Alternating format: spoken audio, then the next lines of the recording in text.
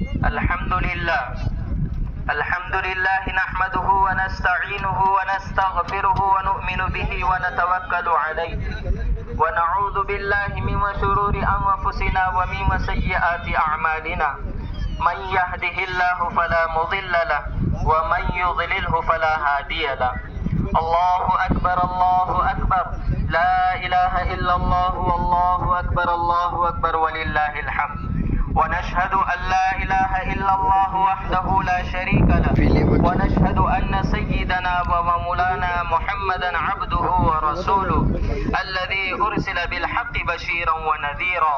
إن الله وملائكته يصلون على النبي يا أيها الذين آمنوا صلوا عليه وسلموا تسليما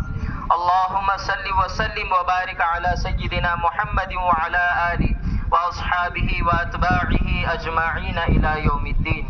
الله أكبر لا إله إلا الله والله أكبر ولله الحمد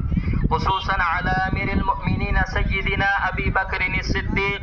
رضي الله تعالى عنه وعلى أمير المؤمنين سيدنا عمر بن الخطاب رضي الله تعالى عنه وعلى أمير المؤمنين سيدنا عثمان بن عفان رضي الله تعالى عنه وعلى أمير المؤمنين سيدنا علي بن أبي طالب رضي الله تعالى عنه وعلى الإمامين سيدنا الحسن والحسين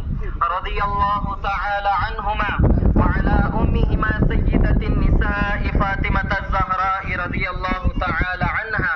وعلى عميه سيدنا حمزة والعباس رضي الله تعالى عنهما وعلى الستة الباقية من العشرة المبشرة وعلى سائر الصحابة والتابعين رضوان الله تعالى عليهم أجمعين اللهم اغفر للمؤمنين والمؤمنات والمسلمين والمسلمات الأحياء منهم والأموات برحمتك يا أرحم الراحمين أعوذ بالله من الشيطان الرجيم إن الله يأمر بالعدل والإحسان وإيتاء ذي القربى